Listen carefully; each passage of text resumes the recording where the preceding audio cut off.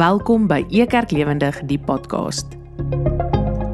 Ekerk is 'n aanlyn geloofsfamilie waar ons saam na Jesus soek deur sy woord en dan sy hart uitleef na ander. Mag jy deur vandag se boodskap Jesus op 'n vars en nuwe manier ontdek. Geniet die boodskap. Here God, laat U naam geheilig word, laat U koninkryk kom, laat U wil geskied soos in die hemel, net so op die aarde. Baie dankie dat ons vandag ook vir U kan vertrou. Amen. Wat 'n voorreg om dan, soos ek gesê het, vandag na 'n besige week. Ek kan net dink hoe besig was ons elkeen se week. Hier rondom ons in Gauteng het dit baie gereën. Gister het ons nog fees gevier oor hierdie reuse oorwinning oor die Wallisers. Wat 73-0, is dit nie erg nie. En vandag het ons die voorreg om stil te staan uit die Here se woord. Ons almal het rolmodelle en helde.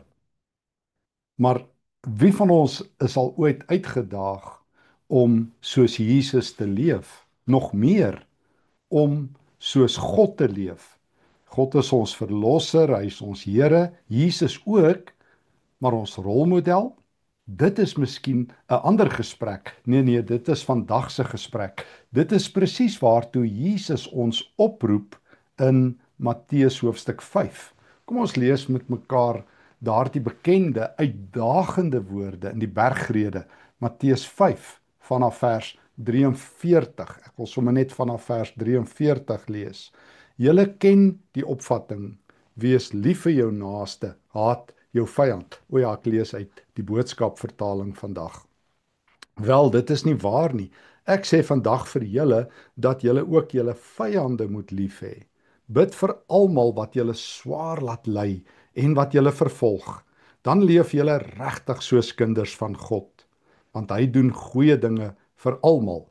Hy laat die son skyn oor goeie mense en oor slegte mense.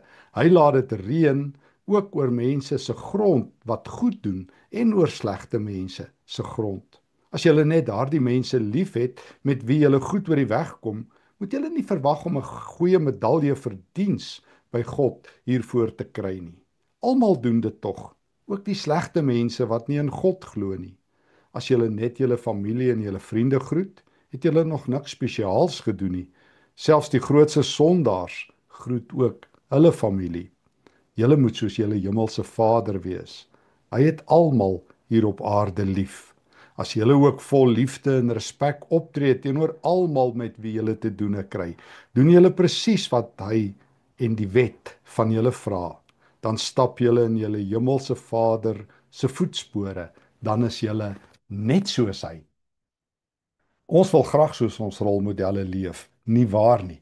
Ons wil graag soos ons rugbyhelde, ons skryfhelde, ons sanghelde, jy noem dit, ons wil graag soos hulle wees. Maar die Nuwe Testament roep ons tot 'n hoër standaard op as net dit. Die Nuwe Testament roep ons op om soos Jesus te leef, meer daaroor volgende Sondag. Maar vandag roep Jesus ons op om soos God te wees. Letterlik in die Grieks wees teleios, wat ons dikwels vertaal met die woorde volmaak, wees perfek, soos julle hemelse Vader perfek is. Mense praat baie oor God en oor God se karaktereienskappe, oor God se wese. En dan hoor ons die groot woorde met reg dat hy almagtig, alwetend, alomteenwoordig is. En deesdae, eintlik nog altyd, maar veral weer deesdae, is daar nou weer 'n groot gesprek waar baie mense sê, ja, julle preek net God is liefde, maar wat van God se geregtigheid en God se oordeel? Wel, die hartklop van God, die wese, die diepste wese van God, is dat hy liefhet. Nog meer, Jesus sê ons moet God naboots wat sy karakter betref. En dit is interessant vir myself, weet jy, van alle ander wesenseienskappe van God, word ons nie opgeroep om dit na te boots nie, maar Jesus vat die hartklop van wie God is, dat hy sy vyande liefhet, dat hy goed doen aan alle mense, aan goeies en aan slegtes, dat hy die son laat skyn op alle mense, dat hy reën laat val op alle mense, dat sy algemene genade bedoel is vir alle mense. En nou kom Jesus en sê, hierdie is die diepste karaktereienskap van God, wat jy en ek moet naboots. Ons moet soos God wees. Ons moenie net soos ons helde wees nie. Ons moenie net ons pa wat dalk ons rolmodel is, of ons ma se gedrag naboots nie. Mooi as ons hulle karaktereienskappe naboots wat moreel goed en reg is. Mooi as ons soos ons rugbyhelde probeer speel, of soos ons sangers probeer sing. Pragtig. Maar Jesus sê, ek roep julle op om soos God te wees. Nie maar net God se ander karaktereienskappe nie, want jy kan nie maar net oor God praat en jy doen nie wat God doen nie. Dit is baie gewild in die kerk. Sondag na Sondag, vergadering na vergadering, praat ons oor God. Op sosiale media stry mense oor God. Julle praat net oor liefde en party praat net oor oordeel. Maar Jesus sê, leef soos God, doen goed soos God. Hy het sy vyande lief. In Romeine 12, daarby vers 17 en 18, roep Paulus ons ook op tot hierdie standaard. Hy sê, moenie kwaad met kwaad vergeld nie, net soos wat Jesus hier in Matteus 5 vir ons leer. Hy sê, as jou vyand honger is, gee hom iets om te eet, en as hy dors is, gee hom iets om te drink, soos die Bybel leer. En dan sluit Paulus Romeine 12 af met die woorde, moet julle nie deur die kwaad laat oorwin nie, maar oorwin die kwaad deur goed te doen, deur soos God te leef. Dis maklik om ons vriende en familie lief te hê. Wel, meeste van die tyd sal ons nou wou sê, nee, tong in die kies. Maar om ons vyande lief te hê, om 'n tweede myl te loop, om 'n ander wang te draai, soos wat Jesus ons ook beveel in Matteus 5 vers 39, om nie mense wat ons sleg behandel, terug sleg te behandel nie, om mense wat vir ons sê om hulle goed 1 kilometer te dra, sommer vir hulle dit 2 kilometer te dra, om vrygewig te wees en ons besittings te deel. Dis die hartklop van God, om soos God te wees. Hoekom kry ons dit nie reg nie? Hoekom roep ons mekaar nie op tot die standaard van God nie? Tot liefde, selfs vir ons vyande, tot tweede myle, tot vergifnis, tot nie kwaad vir kwaad vergeld nie. Ons leef in 'n land wat brand van haat, maar ons is so godsdienstig dat ons verstik daarin. Almal sê, Christus is my Here, maar wanneer Jesus sê, julle moet soos God wees, julle moet soos God wees, dan styer ons terug. Laat ek maar eerlik wees, dan styer ek terug. Ek kry dit nie so goed reg nie. Of dalk is daar 'n sleutel, dalk is daar 'n geheim, en ek wil dit vandag weer met jou deel. Dit het my soos 'n hamer tussen die oë getref, 'n ruk gelede toe ek Ben Hecht 'n stukkie uit sy autobiografie lees. Dit het my so geruk dat ek dit in die afgelope tyd by ons E-kerk se learning community en ook by ons ritme leierskapdag gedeel het. Dit is vir my die besbewaarde geheim wat hy in die Bybel raak geboor het. Nou, Ben Hecht is nie 'n groot kerkleier gewees nie. Inteendeel, hy was 'n baie bekende producer in Hollywood. Hy was 'n baie bekende koerantman, skrywer, aktivis. Hy het selfs 'n Oscar gewen, as ek dit reg onthou. Hy is in 1964 oorlede. En in sy autobiografie skryf hy 'n paar sinne, wat toe ek dit lees, toe dink ek, Stefan, hoekom het jy dit net nog nooit raak gelees nie? Hy vertel van sy diepe teleurstelling met al die celebrities en die bekendes en die magtiges van sy dag. Hy het met hulle almal skouer geskuur. Hy het hulle geonderhoud. Hy het hulle persoonlik geken. Maar vertel hy in sy autobiografie van sy diep teleurstelling met die mense wat eintlik die pas aangegee het in Hollywood en in die wêreld. Ek lees 'n stukkie wat hy in sy autobiografie skryf. Hy sê, "When I was a newspaper man, I greeted them as they got off trains and tagged them along to their hotel suites. It was my chore to interview them, for they were the people who ran the world.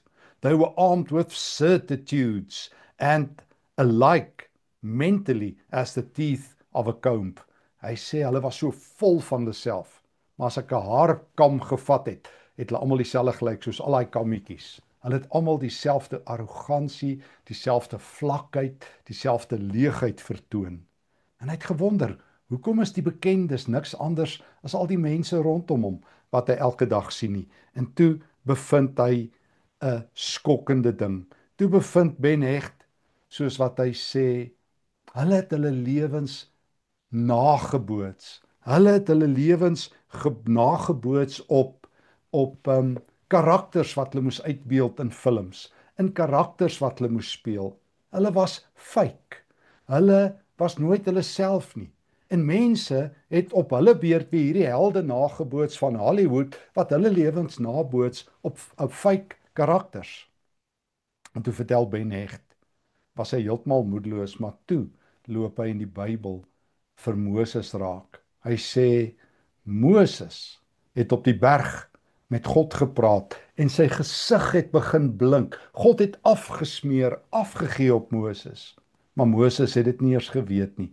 Hy het aangegaan en met sy werk voortgegaan. En toe sê Ben Hecht, to such radiance I always bow. Die enigste grootheid wat Ben Hecht ooit raak geloop het, was in Moses. Moses, wie sy gelaat geblink het, toe hy met God te doen het. Nou wat het dit te doen met ons gesprek? Ons sê vir mekaar, in Matteus 5 roep Jesus ons op, om soos God te wees. Hy sê, julle moet volmaak wees, soos God, wat sy vyande lief het, wat goed doen vir mense wat hom haat en laster. En ons sê vir mekaar, dis haas onmoontlik. Ons kry dit dikwels nie eens reg om ons eie vriende en familie lief te hê nie, om die oulike mense lief te hê nie. Wat nog van hulle wat ons vloek en beledig en teen die hemele laster en ons kwaad aandoen en ons benadeel? Hoe kry ons dit reg? En ek sit my hand op my hart en sê, ek kry dit nie goed reg nie. Maar nou leer ek iets van Moses. Ek leer iets in Eksodus 34. Ek leer by Ben Hecht, daar gebeur iets as jy God ontmoet. En dis die geheim. Hoor net, ek lees saam met jou 'n stukkie uit Eksodus 34, wat Ben Hecht na verwys het. Ek lees uit vers 27. Die Here het vir Moses gesê, skryf hierdie woorde neer. Hulle is die reëls vir my ooreenkoms met jou en Israel. Onthou jy, dis toe Moses op die berg was, die wet. Moses was 40 dae lank daar by die Here op die berg. Hy het niks geëet of gedrink in daardie tyd nie. Hy het die 10 reëls vir God se ooreenkoms met Israel op plat klippe geskryf wat hy saamgebring het. Ekskuus, die Here het dit, hierdie 10 wette op plat klippe geskryf. Toe Moses van die berg Sinaï afkom met die plat klippe in sy hand, die bewys van hulle ooreenkoms met God, het Moses nie geweet dat die vel op sy gesig begin blink het nadat hy met God gepraat het nie. Toe Aaron en al die Israeliete Moses sien en hulle ook sien hoe sy gesig blink, het hulle bang geword om naby hom te kom. Moses het hulle nader geroep en hy toe met hulle begin praat. Vers 32, toe al die Israeliete by hom was, het Moses alles wat die Here vir hom op die berg Sinaï gesê het aan hulle oorgedra. Toe Moses klaar met hulle gepraat het, het hy 'n doek oor sy gesig gesit. Wanneer Moses met die Here in die tent gaan praat het, het hy die doek afgehaal tot hy weer uitkom. As hy weer by hulle terugkom, kon die Israeliete aan sy gesig wat so blink sien dat Moses met die Here gepraat het. Hy sê dan alles vir hulle wat die Here vir hom gesê het. Dan sit hy weer die doek terug oor sy gesig tot hy 'n volgende keer met die Here gaan praat het. Ons vra vir mekaar, hoe kan ek word en wees en doen soos God? En dit lyk vir ons onmoontlik totdat ons hierdie besbewaarde geheim van die Bybel ontdek. God gee af, God smeer af, God druk af. Jy kan nie in God se teenwoordigheid wees sonder dat hy nie afgee op jou nie. Jy kan nie met God praat sonder dat jou gesig nie as te ware begin blink nie. Regtig, dit doen.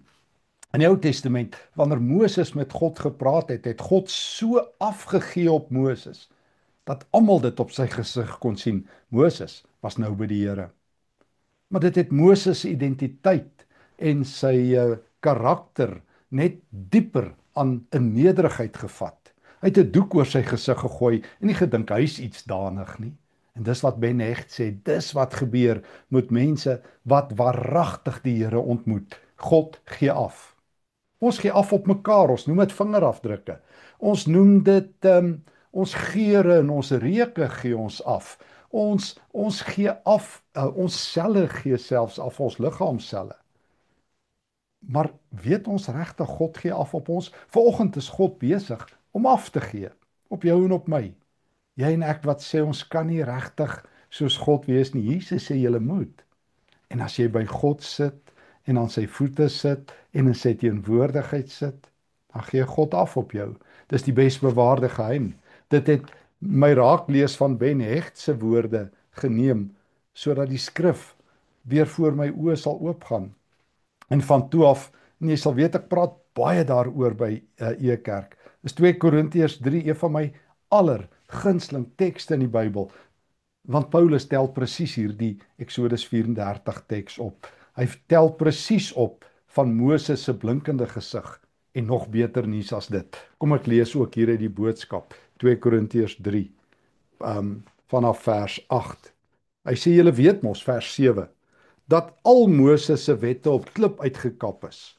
Toe hy dit klaar op die berg ontvang het, het sy gesig so helder geblink dat die Israeliete hom nie in die oë kon kyk nie. Na rukkie het die glans egter van sy gesig verdwyn. Hierdie wonderlike tydperk van die wet het nie daarin geslaag om mense by ware lewe uit te bring nie, maar dit was 'n ongelooflike tyd. Dink dan net hoe groot die nuwe era van die Heilige Gees is. Daardie vorige era waarin die wet mense oor hulle sondes veroordeel het, was ryk aan glorie. Wat sal ons dan nou sê oor hierdie nuwe era? Ons het nie genoeg woorde om dit mee te beskryf nie. Dit skitter absoluut met God se heerlikheid. Luister mooi. Moses alleen het geskitter en nou skitter die Heilige Gees, sê Paulus. Hy gaan aan. Ons leef nou in die tyd waarin God mense uit sy goedheid van hulle sondes vryspreek omdat hulle glo. Die glans van die ou era van Moses is niks in vergelyking met hierdie tyd nie. Paulus sê dit nog 'n keer in vers 11. En dan vers 12, omdat ek weet dat ek deel is van die splinternuwe era van die Gees. Die era wat vir altyd sal aanhou, kry niks my onder nie. Gelukkig hoef ek nie soos Moses 'n sluier oor my gesig te trek nie. En nou verduidelik Paulus hoe Moses dit gedoen het. Hy sê, maar vandag, jy en ek, ons wat in die Here is, die sluier is nou weggevat. Hoor nou, vers 17, die Here is Gees. Hy is 'n lewende werklikheid. En nie maar net iemand wie se naam in 'n wetboek geskryf staan nie. Oral waar die Gees van die Here aan die werk is, word mense vrygemaak. Almal wat glo, is nou vry.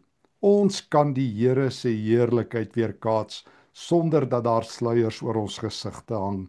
Hoe meer ons die Here se grootheid raak sien, hoe meer word ons lewe verander om sy ongelooflike heerlikheid te weerkaats. Dis natuurlik die Here self, hy wat Gees is, wat ons verander om al hoe meer te lyk en te leef soos hy self. Hier's die geheim. Hier's die geheim. Leef soos God, doen soos God. Hoe? Kyk na God, en hoe meer jy na God kyk, hoe meer verander die Heilige Gees jou. Dis die geheim. Dis die grootste geheim van die Bybel. Toe Moses met God kontak gemaak het, gee God af op hom. Jy kan nie met die lewende God, die ware God, kontak hê sonder dat hy afgee op jou nie. Tensy jy dit doelbewus teenstaan, tensy jy kies om so verveeld met God te wees dat God jou nie meer verander nie. Maar wanneer die Gees jou gryp, wanneer God se verhaal jou gryp, soos wat ons by Ekerk nou die dag vir mekaar gesê het, wanneer jy deel word van Christus se verhaal, 'n verhaal so groot dat daar geen ontsnappingsroete is nie, dat jy nie maar net kan sê, ag nee wat, dis nou vir my te swaar om te glo, ek gaan nou ophou glo nie. Of om Christus maar net as 'n plekhouer te verstaan nie, 'n plekhouer in die hemel wat vir jou plek hou nie. Maar wanneer Christus jou lewe is, wanneer hy jou gegryp het, dan wil jy soos God wees. Dan word God jou rolmodel. As ander mense sê, jy weet, my rolmodel is so en so, dan moet jy kan uitroep, o, ek het God gesien. God gee af op my. Toe ek sy woord gehoor het, toe ek saam die ete van die Here gehou het, toe ek gebid het, het God afgegee op my, en hy gee al hoe meer op my af, sodat ek sy heerlikheid weerspieël. Dis wat Jesus bedoel in Matteus 5 vers 13 tot 16. Laat julle goeie werke skyn sodat julle God sal weerkaats. Die beste wat meeste Christene kan sê oor goeie werke is, jy weet, my linkerhand weet nie van my regterhand nie. Maar niemand haal ooit 3 verse verder aan die Jesus sê, ek wil juis sê, dat jy so God deurdrenk is, God gegryp is, God aangespreek is, dat jy alles wat jy doen, alles wat jy sê, God sal weerkaats. En Paulus sê presies dit. In 2 Korintiërs 3 vers 18 sê hy, die sluier is weggevat. Ons hoef dit nie weg te steek dat ons God ontmoet het nie. Trouwens, almal, in die Ou Testament Moses, in die Nuwe Testament alle gelowiges wat deur die Gees vervuld is weerkaatsers. Paulus sê, hoe meer ons dan nou die Here se grootheid raak sien, hoe meer word ons verander om sy ongelooflike grootheid te weerkaats. Dis die Here wat dit doen. Hoe meer ek na God kyk, hoe meer verander ek. Hoe meer ek bid, hoe meer ek sy woord hoor, hoe meer ek met Christene interaksie het, hoe meer ek vandag die Here raak sien hier en nou, hoe meer ontmoet ek God. Uit my eie kan ek nie doen wat God vra nie, kan ek nie my vyande lief hê nie. Maar wanneer ek aan God se voete kom sit, wanneer ek saam met Habakuk 2 vers 20 stil raak voor hom, wanneer ek saam met Psalm 131 vers 1 soos 'n klein kindjie rus vind aan die Here se voete, wanneer ek soos Jesaja in Jesaja 6 neerval aan die Here se voete, wanneer ek soos Petrus in Lukas 5 buig voor die lewende Here in sy teenwoordigheid, dan gee God af op my. Die lewe gee af op jou. Natuurlik. So kom ons aan die einde van die week moeg is. Dis hoekom ons in November maand moeg is en Desember moeg binne gaan, want die lewe gee af. Maar skuld ons mekaar nie 'n beter getuienis nie. Skuld ons die Here nie 'n beter getuienis nie. God gee af. God gee af.